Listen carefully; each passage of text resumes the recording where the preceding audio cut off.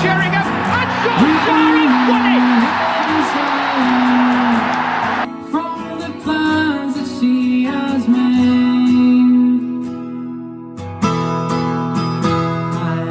I can't believe it. Football, bloody hell. Football, bloody hell.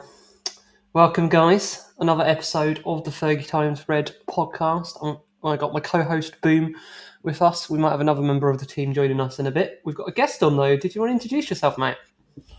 Yeah, hello everybody. Callum from the United Road.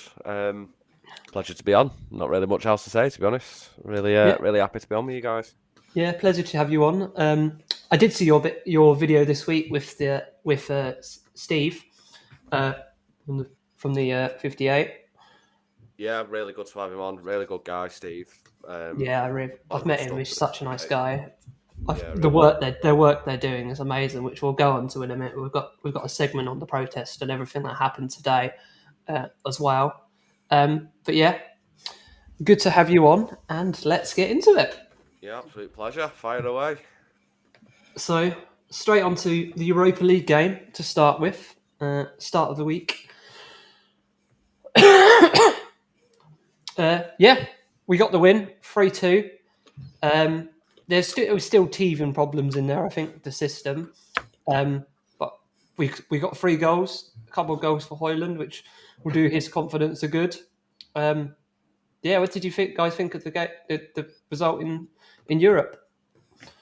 Do you want me to go or do you want to go, mate? I'll go. You can go first. Yeah. It was exactly what you said. I think it was a game full of teething problems, but I think that was probably to be expected. It was his first game at Old Trafford. There was probably not many training sessions. I know there was a lot of media attention on Amorim as well when he first came in, so he probably kind of just wanted to focus a lot more on the actual football and the training of his team. It was more the fact. I mean, obviously, I know it was a really fast start. There was a massive mistake from their goalkeeper. I probably would have expected a little more, but you can give him the benefit of the doubt, given it's obviously very early days. It seems that we're very good from kickoff. Yeah, I mean, we scored. I would say it came from pressing. Rasmus actually went straight for the goal, saw the goalkeeper wasn't fully competent, ran at him, caused the mistake to happen. Yeah, it's happened a few times already, though. It happened with Rashford in the first game, where we scored straight away. Then it happened in that game, and then it happened the second half today. Yeah, I mean, the weird thing is, it's kind of, kind of just shows you exactly what can happen when you have a team that press together. Yeah. When you have such a disjointed press and you have one player pressing, but the other players just not really putting the effort or the lack of desire. Yeah.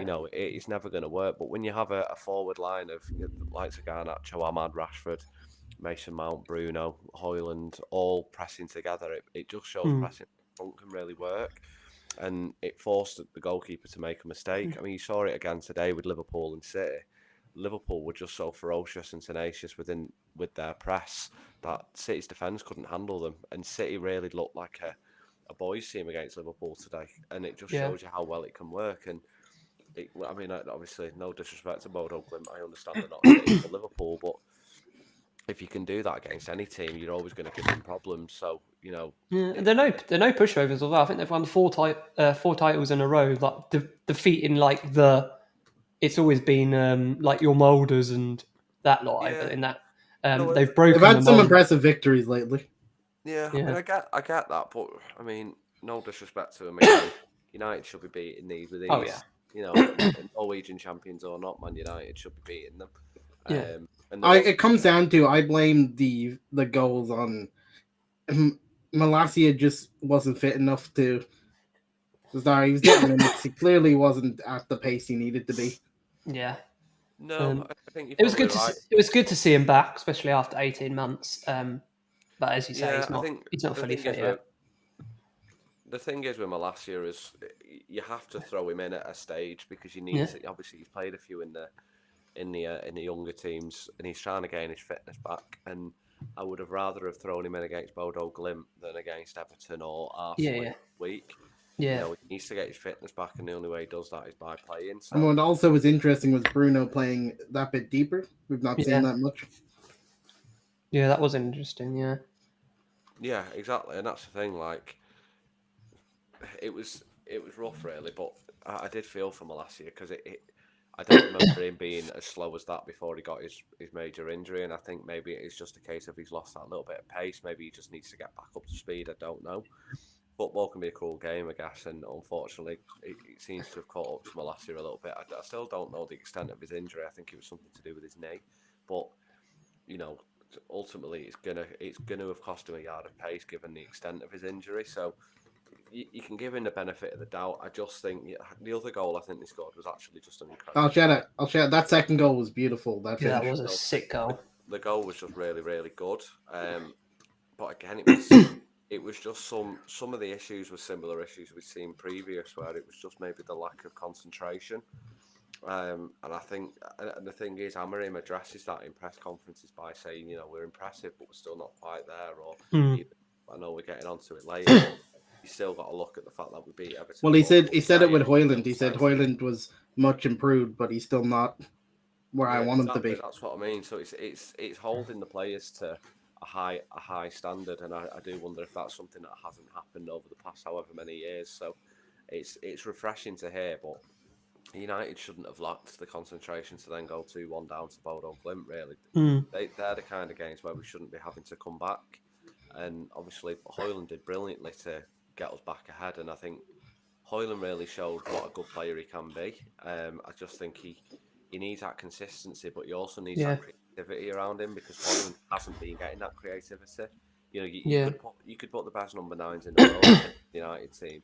Or that Man United team, I should say. And I don't think that the best number 9s in the world would have scored. So I think it's shown in the last few games, even under Ruud van Nistelrooy, before he came in, we were scoring more goals, just giving those chances to our forwards, and we are scoring more goals. And that has been our trouble for 18 months. We've just not been able to give service to our strikers.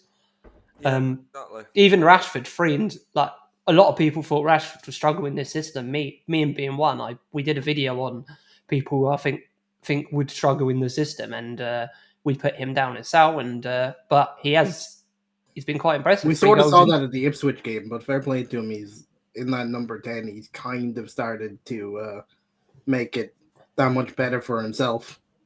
Yeah, 3 goals in 2. It's a completely different system though as well for these players, and I don't think we're not playing with wingers anymore. We're playing with wing backs, and we're playing with 2 number 10s, and we're 2. No, if you believe Savage, we're playing a 4-3-2-1 again. Oh, don't get me started. Well, Robbie Savage is clearly an expert and knows everything, doesn't he? He mentioned it 402 times anyway. It was like, they're playing a back 4 now. Look at that. They're playing a back 4. Yeah, it was hideous to listen to. I mean, it's not like any different than what his other. He was saying it, and we clearly had 3 centre backs at the time. They're not playing a 3 at the back. Well, there's 3 centre backs there, mate. I think we tweaked it for about. No, it's because we go into. I said it in a video on this channel, where it's tactics video. When he defends, he likes to defend with kind of in a 4-4-2 kind of vibe, and that's what it went to in that second half. In defence, I don't even think it went to that extent. I think it was literally just a very, very brief, slight tweak. Yeah, I mean, it's what he said. It was a 4-4-2, and like the United. Whatever Savage was saying, it wasn't anyway. It was a small tweak, I think, in a tactic. And I think it was just because of a pause in play. I don't think it was anything else. Anyway, I mean, ultimately, I think.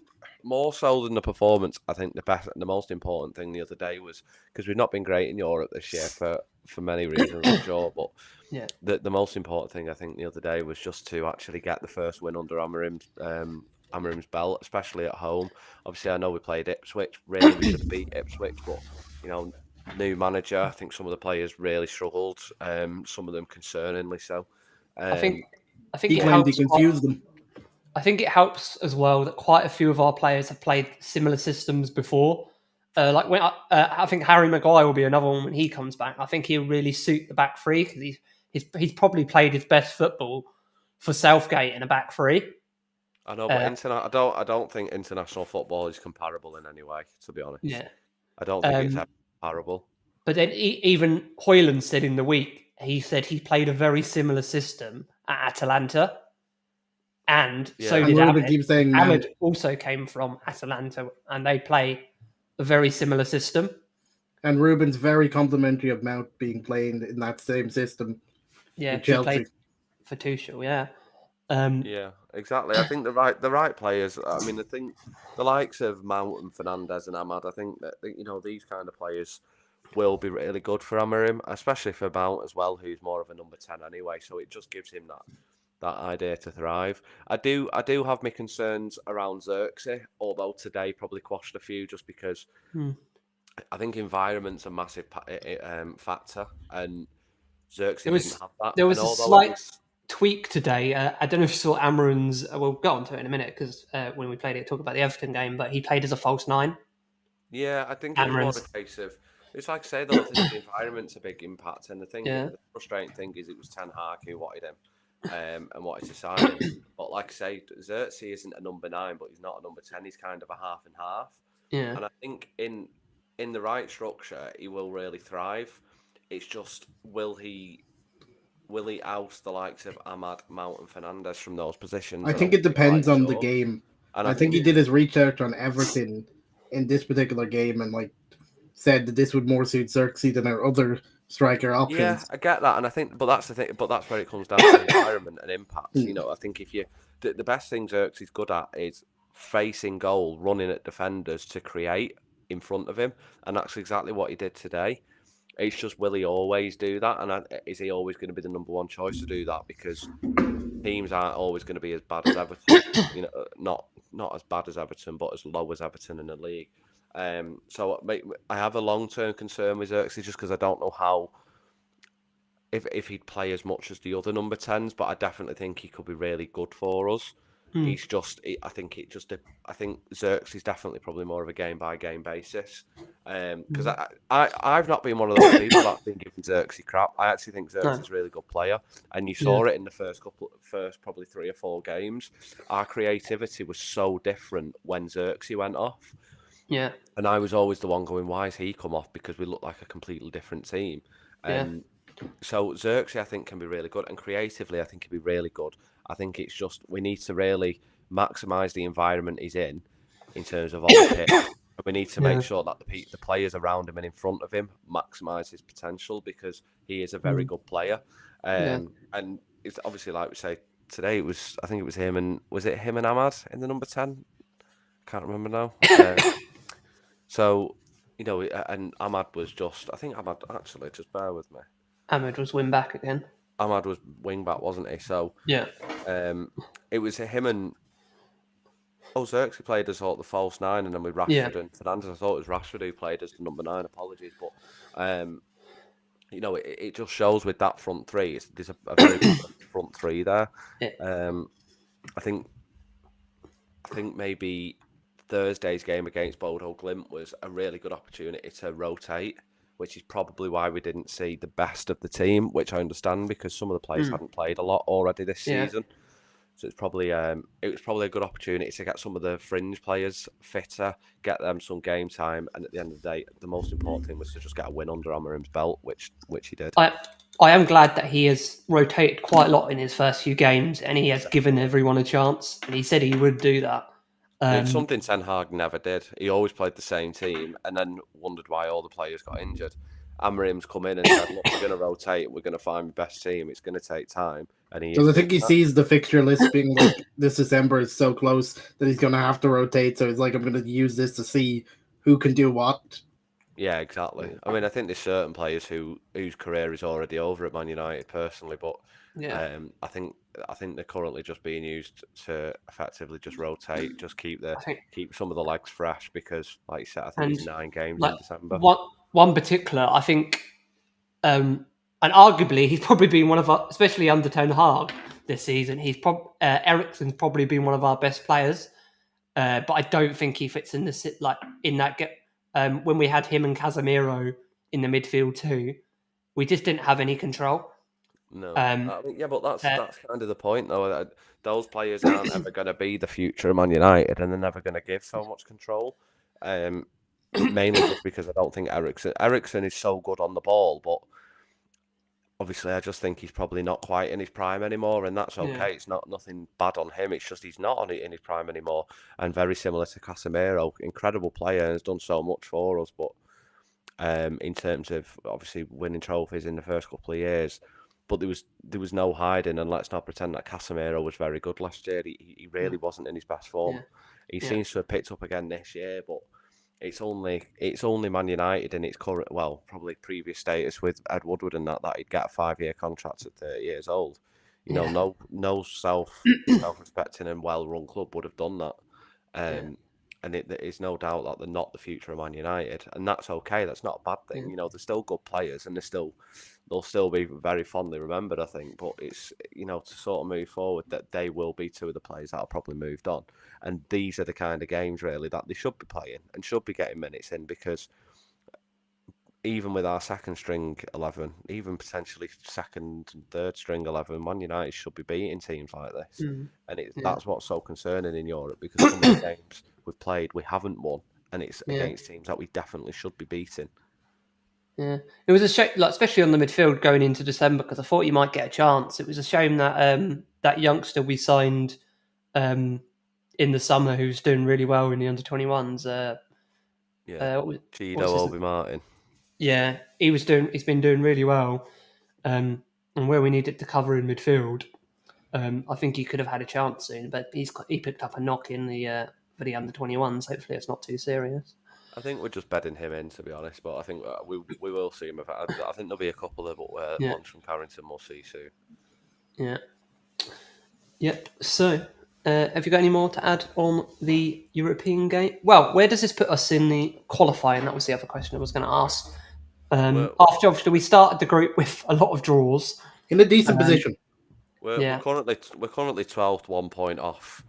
1 point off 8th. Obviously, top 8 goes straight through. 1 point. We're 12th with Tottenham, FCSB, and Ferencváros. We are one of the few teams undefeated in Europe. Yeah. We are. Yeah, that is true. Actually, yeah. I believe our next European game as well is Victoria Pleasant. However you say it. They're below us, I believe. You expect us to get 3 points. So again, it's another game we should be winning, really. So then we play a team above us in Rangers. Yeah, and then we play Rangers, which again another team we should be beating. So we should qualify at Old Trafford. Rangers at Old Trafford, we should be winning. Yeah. I mean, I think even Rangers in Scotland, you should be winning. Yeah, it's quite. Our last two games are people above us, like Rangers and FCSB in Romania.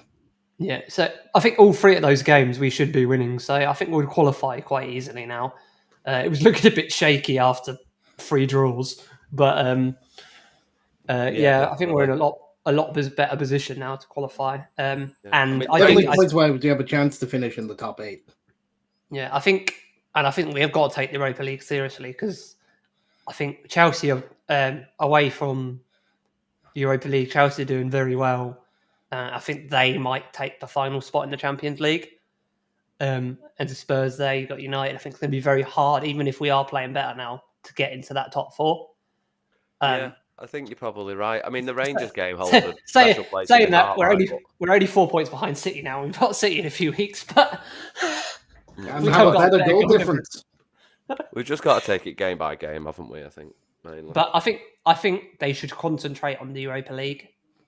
I think it'll be a good way to get into the Champions League next year. I know what you mean. Just because, obviously, it's going to be hard to get in the top 4. You know, Chelsea look good, so did Villa. Well, probably not recently, but Villa, Chelsea, obviously. We can take the small wins. We're finally in the top half.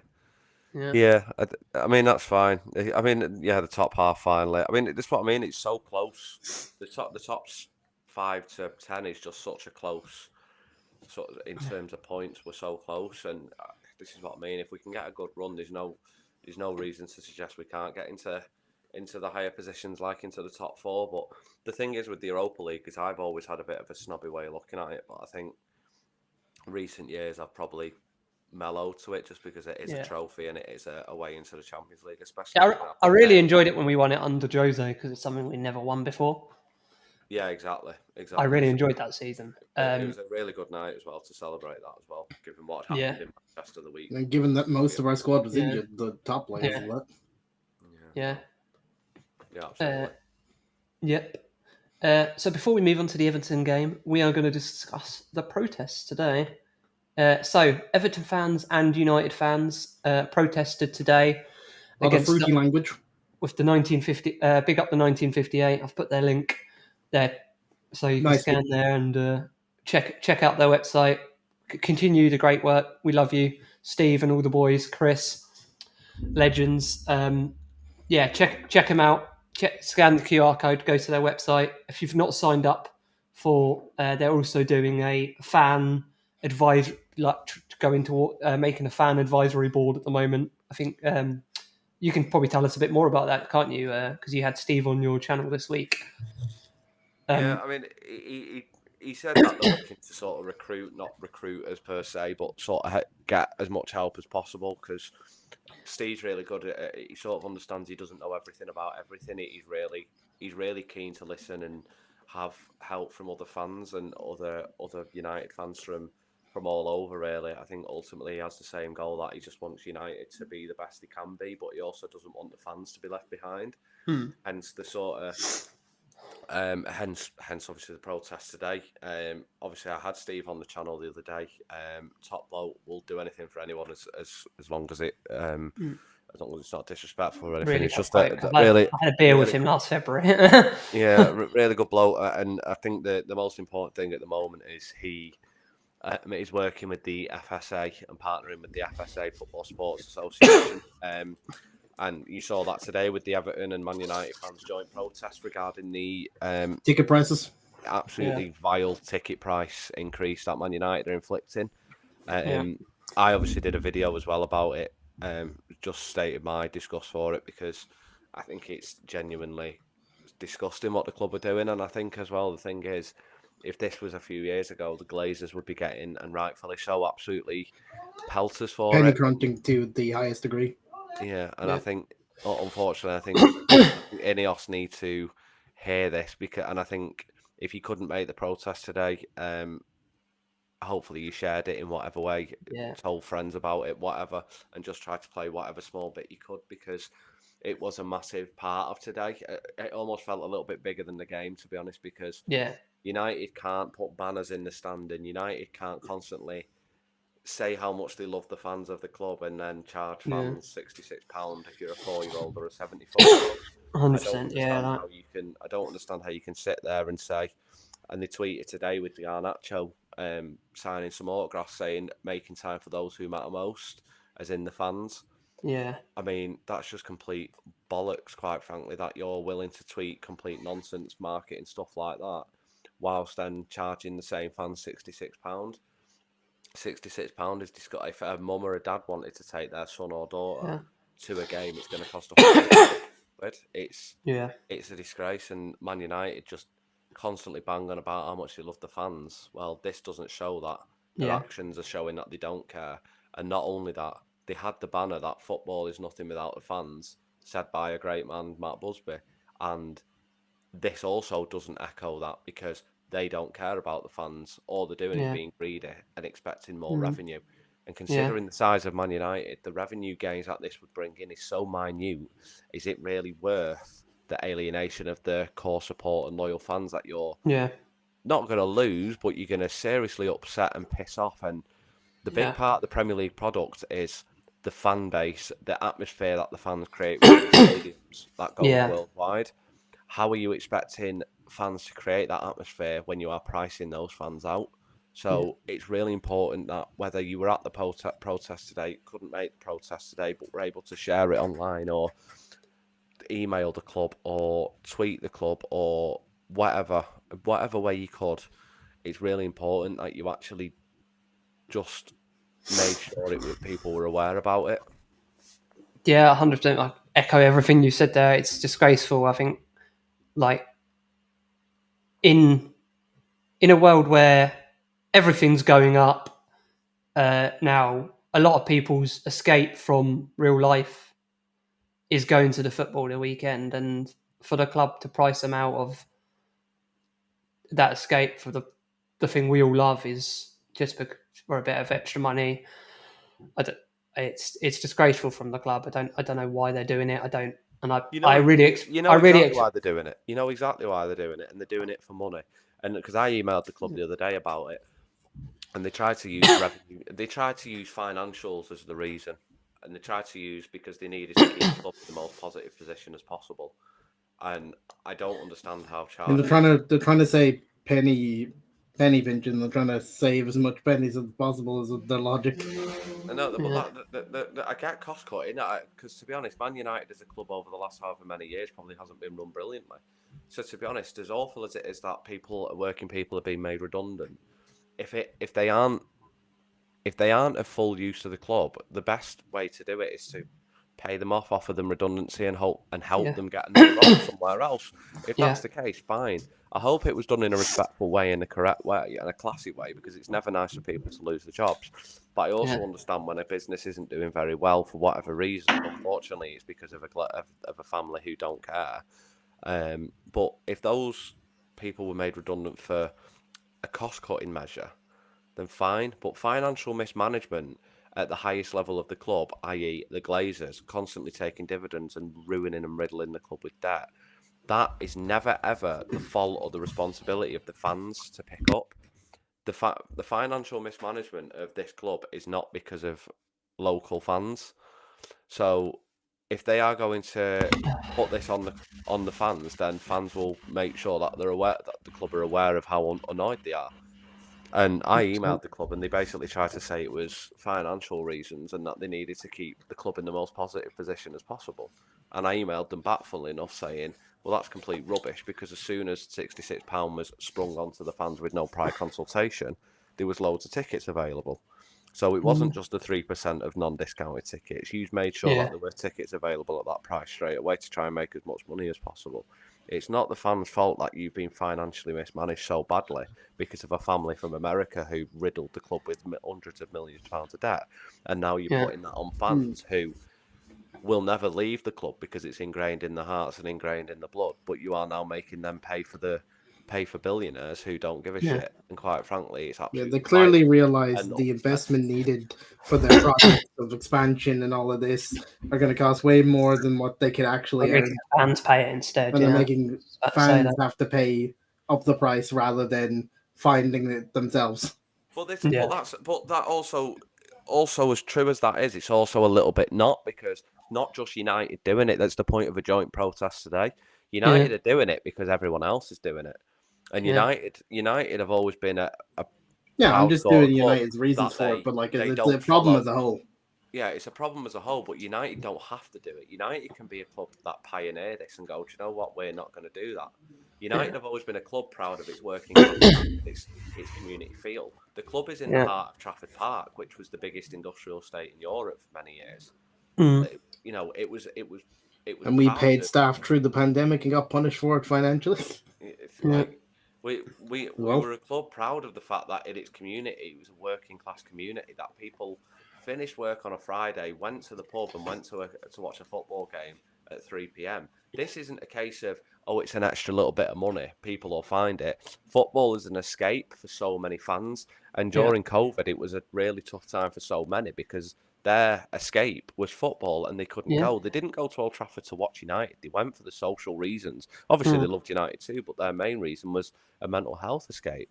And some of these people now won't be able to do that because they physically won't be able to afford it. And the revenue gains this will bring are so small, so minute to a club the size of Man United. And, I may add, many other clubs across the league.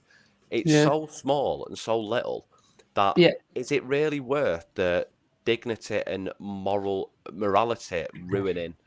Yeah, it cuts out a bunch of local fans because they're banking on the fact that people will come over and pay these things regardless, but it cuts out a lot of that local community. I think it cuts out everyone. Like, we've all had the conversation before about 3:00 kickoffs from the Premier League and the ridiculous that they don't show them on TV. And the excuse the Premier League go into is about getting people to go to the games, but then you're pricing them out of going to the games. Yeah, exactly. So you're not being able to show them the games on TV and then you're pricing them out to go to the actual stadium to watch the games. Yeah, there's a bubble in football full of money, and one day it is going to burst. And the very people that they have consistently tried to absolutely rinse financially will one day walk away, and they will then be in the shit. And unfortunately, Man United can't afford to be. The thing is with Man United is they're so big, they'll always have fans going. And That's what I'm saying. They're banking in the fact that in an there'll ideal always be world, people to buy tickets. in an ideal world, and it's absolutely no disrespect to these fans because they're a big part of what makes Man United so big and great. But if United could have their way, they'd scrap season tickets and they would have 73,000 match day ticket seats that they could charge full price for, because then these people will come from the other side. I'm of the saying you'll have world. Irish, Indians, all of these people coming. Yeah, and that's not. I know many fans from overseas who are absolutely brilliant, and some of them are quite a lot of them I know are overseas or wherever they're from, and they are season ticket holders. Or if they're not season ticket holders, they're here 20, 30 times a year, in some other scenario. So it's not bad that the tourists. I don't want that twisted. I know the people that travel all the time over to the club will always prefer people that spend more money, and that's the point. So I think that's the level and that's the way football's going, unfortunately. Not just at United. I think Liverpool have got the exact same issue. Liverpool have definitely got that issue. But that's why they're talking about moving games to like America and one-off Premier League games in recent years. I know, but their excuse for that is, the NFL do that. But the NFL is a commercialised sport that is very American. But this is like their money-grabbing plan, like we're going to go. Football, but football isn't about money grabbing. It's about a commute. Football was built... Very much so, but when you have all these owners coming in, like these American owners, they're only thinking about money, as we've seen throughout the years with the Glazers. No, I know, but football isn't about... Well, it is now, obviously, but football was built on working-class communities, and that's how it developed into the game it is today. And unfortunately, it's been allowed to be exploited by these owners and by nation states to make as much money as possible, or to sports wash.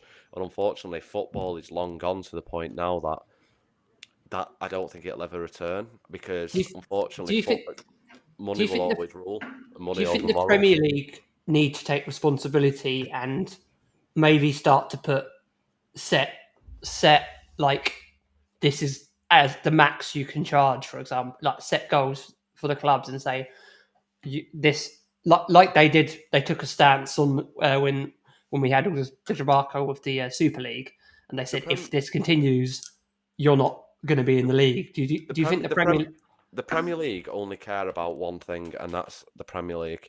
The reason why they were so adamant about the Super League going bust is because they realised it would harm the product of the Premier League. Ticket prices don't harm the product of the Premier League to anywhere near the same level that the Super League would have done. Now, it might slightly harm the product in terms of the atmospheres won't be as good, but the atmospheres at some of the bigger grounds, definitely, the atmosphere hasn't been the same for years, and revenues have gone up and up and up. So until the Premier League actually see a product that is genuinely being harmed by these issues, the Premier League won't care. And unfortunately, that is the be all and end all. It's as simple as that. Until the Premier League are genuinely affected, and I mean impacted financially, or they will see a way where it will impact them financially, like the Super League, that's when they'll step in. But that's also why UEFA also stepped in, because it would impact them financially. Because all that these giants and conglomerates care about is financials. And unfortunately, that's now seeking down to the clubs as well, because money has now become bigger than morals in football. And it's also why you see nation states like Saudi Arabia and Abu Dhabi buying football clubs, because all morality has gone out of football, and money is a big impact on a big factor of that.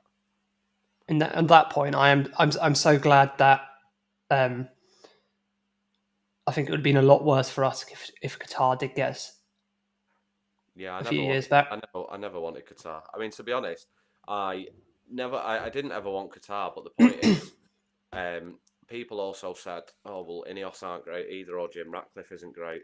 Tell me a good billionaire, because they don't exist. To become a billionaire, you have to exploit working people. And to do that, you have to do it in horrible ways. There is no such thing in this world as a good billionaire. And I don't care what anyone says. You can politically argue with me all you like. They don't exist. And unfortunately, the money that's in football now is you need a billionaire effectively to Yeah. own it, because that's how valuable clubs are, or if not, very Yeah. close to a billionaire. And that's Yeah. just the way it is. So Jim Ratcliffe was probably the worst, the better of the lesser of two evils, but it didn't mean he was good by any means either. Yeah. We just need to get the rest of the Glazers' percentage gone. Yeah, well, yeah, exactly. But again, like I say, he's still not perfect, but he's better than what we have. Yeah. Yeah. So moving on, make sure you guys share this, show all the love towards the 58. Great guys, Chris, Steve, and all them. We love you, 58. Keep on the great work. We'll always share your stuff. You know that. Going on to the Everton game from today. So we scored 4 goals. Apparently, we never did that in the Premier League under the previous manager, Erik ten Hag. Sketchy start, the first 25-30 minutes. Arguably, Everton were probably the better team. But as soon as we scored that goal, I think they woke up a bit. I know we were playing some good football. You can you're starting to see the system work. The players know where they need to be. I think Rashford was really good today. 2 goals for Zerski, 2 goals for Rashford. I think that will really help Zerski's confidence, especially. We've talked about he played more of a deeper role in a false 9 role, which I think suited him really well. Be interesting to see how he continues in that role. Again, yeah, I think decent result. Another win. Yeah. What's your thoughts? It was a good win. I think the scoreline probably speaks for itself. I think it's really good that we got a convincing win for a change, because it was something that was so few and far between with the last manager. I think the last time we won 4-0 was Solskjaer,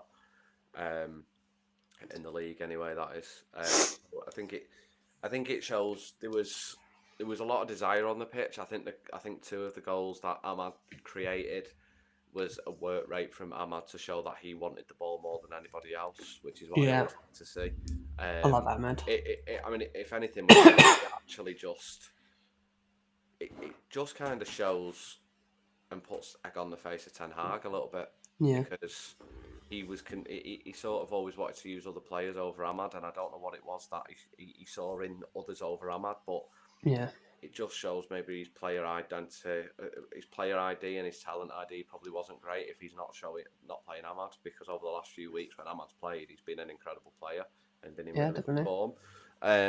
But in terms of everything else, really good to see Rashford back on the score sheet. I'm sure some people will still abuse him for no reason, but really good to see him get 2 goals.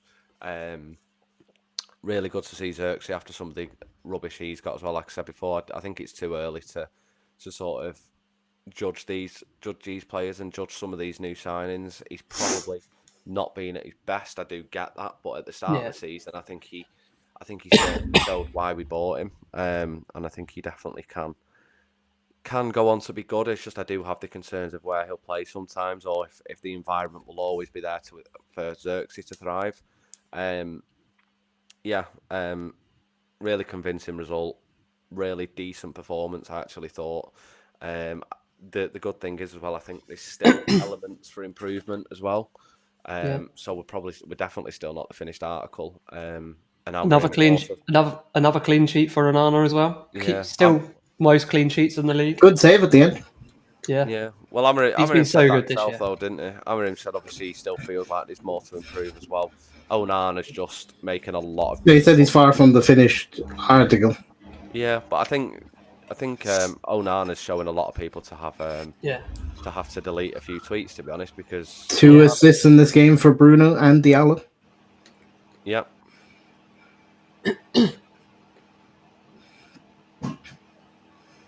And Bruno subbed off for once before 90 minutes, which was surprising. Yeah, well, that's like you said about the rotation, which is good. It's good to finally see. But it's something you don't normally see. On the Ten Hag, you've never seen Bruno get subbed off. Yeah, no matter if he's been or bad. Yeah, even Ollie. He's played so many games since he signed. Yeah, positive result. The only issues are the yellow cards to both Martinez Yes. and Mainu, which means they missed the Arsenal game. Yeah, which I only found that out about 20 minutes before I came on here, which is really annoying. Yeah. It is a shame that, genuinely, because especially with Mainu coming back from injury, but maybe it'll help manage his minutes a little bit. I think there's no doubt about it that I think a lot of people are putting Arsenal as favourites for that game, and probably rightly so. To be fair, I think a lot of people are probably going into it with little expectation, especially away from home at the Emirates. Arsenal look really good against West Ham as well, so I think it's. I think there's still, like I said, there's still a lot to be improved on, but I think we're going in the right direction. And it's nice to see the manager echo the thoughts of the fans as well. We all think something, and we hear him say it in the press conference. It's quite nice to see that, because It was kind of funny. He called the performance just okay. Yeah, exactly. Well, yeah, we're 4-0 up, and he's got his hands in his arms, really stressed. He's showing he wants to implement a style, doesn't he? And if it doesn't, and if his style isn't implemented properly, regardless of the result, he's still not going to be happy. And that just shows that the standards are being held to the highest standard, which is something that I don't feel like was happening beforehand. Because as long as we got some kind of trophy or progression in terms of a cup competition, everything else didn't matter, and that isn't what United fans wanted. So, 100%. I think it's going to come. I think so many positives. I love how, and they're still doing it, but I love, he said in his first week at United, he spoke to the media more than 4 years at Sporting Lisbon. And he doesn't want to be doing all these press conferences and he doesn't want to do all these press conferences and interviews with the club. He just wants to get on and train his players and improve them. And that just shows his attitude. And we had a Sporting fan on in the international break. He said how all about his attitude and his man management, and you can see it in the performances and the way he conducts himself. He never throws his players under the bus. Yeah. But have we got any more to add on the game for today? I know we touched a little bit on it earlier as well. No, good game, good result. Nice to move up the table, and hopefully we can just keep kicking on from it, really. Obviously, next game's going to be a lot tougher. So got the goal difference up again, so that's always good. Yeah. All I can say is City haven't won in 7, and we've not lost in 7. So that's something I thought I'd say a while ago, but that's not what you thought we'd say after the Ten Hag sacking. And I didn't think we'd ever have a better goal difference than them. Yeah. We love Pep struggling. But yes, we got one more. We'll end with predictions for the Arsenal game. As we say, it's going to be a hard game. Especially away at the Emirates, very, very difficult. It's still there or thereabouts for the title. I think, hard to say it, but I think Liverpool are going to win it. I think they've got a decent gap. I think Arsenal are there still roughly about around the title picture. I will say does Arsenal need to win this game? Yeah, Arsenal need to win it. I think it's going to be a hard game. But yeah, what's your thoughts? What do you think will happen in this game? Kind of echo what you say, really. I think obviously with how well Liverpool are doing and going 11 clear, Arsenal literally can't afford to lose any more points now. Probably now for the rest of the season. They need to win every game.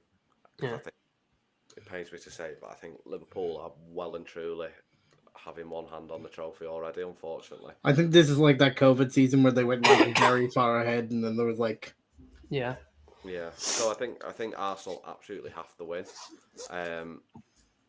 It'll be a much tougher game than today. don't really know what to expect because I think with Mainu and Martinez being out injured, I think it depends who's going to be fit for the midfield. I can see him put Bruno in the middle again, to be honest. So I think it'll be a really tough get. I can see it if United get anything from it. I'd be really chuffed with. I can see it being sort of 1-1, to be honest. I think that's what I'd do. I think for the creativity, I'd drop Bruno a little bit deeper and put Mount in that 10 next to Garnacho or Rashford. Is what I think would probably be best. I'd agree. I don't know if it'll give Garnacho a little bit of a break. I don't think his form's been brilliant. I mean, he's done okay, but he's not done amazing. I hate all the abuse he's getting. This kid is 20. His numbers at 20 is ridiculous. The amount of abuse this kid is getting is so unfair. You can thank that mindless clown Planet Faz for that. Yeah.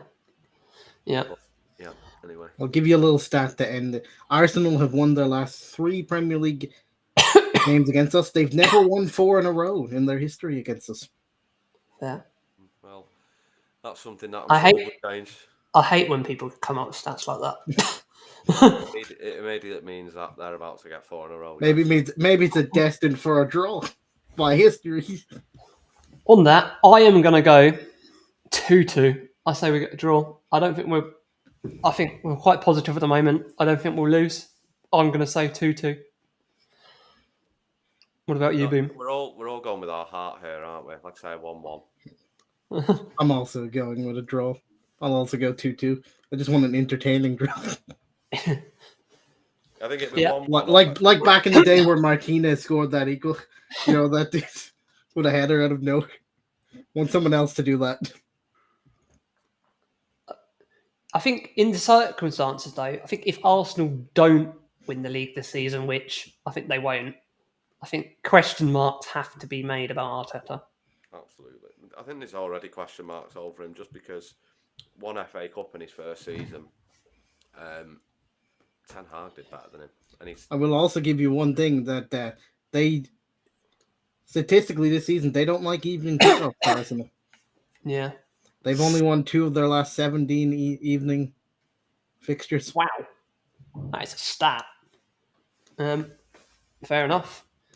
Anyway, I think it'll be a draw. Anyway, thanks for watching, guys. This has been the Fergie Time Reds. Thanks for coming on, mate. Hopefully speak to you soon within the season or the off season. And we will see you next week, guys. We might have a midweek show starting very soon as well, which Munsy's going to run. So keep it updated on that. And we will see you next week. Come on, United!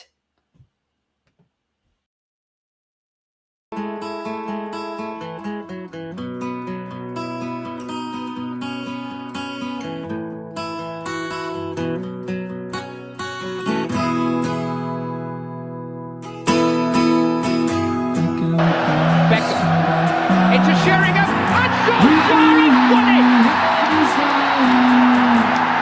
From the plans that she has made,